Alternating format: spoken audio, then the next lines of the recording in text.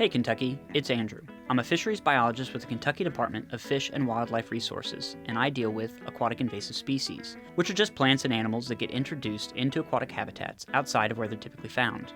Some aquatic invaders are so troublesome that they not only create imbalances to natural resources, but they can actually create tremendous damage to public and private infrastructure. Zebra mussels are small mollusks named after unique patterning on their shells that makes them resemble that of a zebra's stripes. Zebra mussels were first introduced into the U.S. in the 1980s from ballast water discharge off of cargo ships traveling to the U.S. from the Black Sea. Recently, in 2021, a new vector of transport was discovered, with zebra mussels showing up in moss balls sold in pet stores.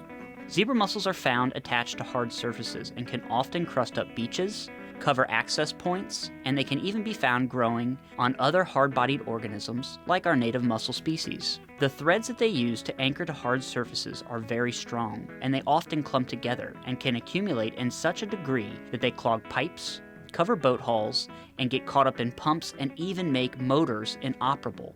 Zebra mussels start out small enough that they may not be clearly visible to the naked eye, and this makes them very difficult to determine if they're hitching a ride on your boat or in equipment that's come in contact with the water, including bait containers or even in some cases hiding in your aquarium. So remember, clean, drain, and dry to discourage their transport and spread, and together we can stop aquatic hitchhikers and protect Kentucky's waters from invasive species. This is Jeremy Shiflett with an update from the Northwest. I feel like a broken record, but the weather and the water swings are continuing. Rough River Lake is back down to approximately 15 feet below summer pool and stabilizing a bit pending rain coming on Thursday.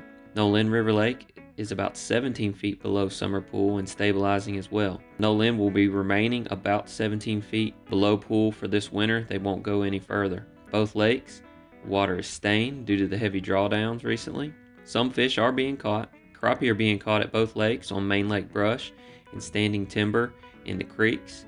Fish have been holding anywhere from 2 to 10 feet deep. Most fish have been 9 to 10 inches lately, at least in terms of the keepers, with a few larger fish mixed in, but anglers are weeding through quite a few fish from 7 to 9 inches. Minnows, tube jigs, hair jigs, and other small plastics are all getting hit about the same. Bass fishing has been fair at best. Most action has been on the main lake, in the channel bends, and on the rocky banks as the water's been dropping out, especially using shad and crawfish imitators. Look for white bass at Nolin and the hybrid striped bass at Rough to be on the flats, chasing shad. Target flats where the wind is blowing directly towards the shoreline and has those shad pushed up in there. White and chartreuse curly-tailed grubs, spoons, or inline spinners and other shad imitating baits are good choices. Fishing in general has been good at our smaller state lakes. Bass, crappie, and sunfish have been active considering the weather. Small crankbaits, swim baits, or curly-tailed grubs will catch a variety of fish species this time of year. Trout were stocked 2 weeks back in our Finns Lakes in Owensboro, Madisonville, and Litchfield, in Morton's Lake on Higginson Henry WMA, and in Sandy Watkins Park Lake in Hebbardsville. There should still be plenty of those fish available. If you're specifically targeting trout, try a power bait, crappie nibbles, white inline spinners, or minnow spins, although the crappie and the sunfish will hit those baits as well. Trout were also stocked in Otter Creek on the outdoor recreation area last week, but please remember the ORA is catch and release only with artificial bait only from now through March 31st.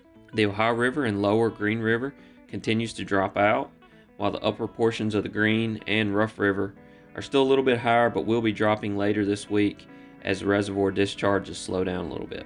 Please enjoy the weather when it breaks, wear your life jacket while on the water, and make sure you tell someone where you are going and when you plan to be home. Good luck.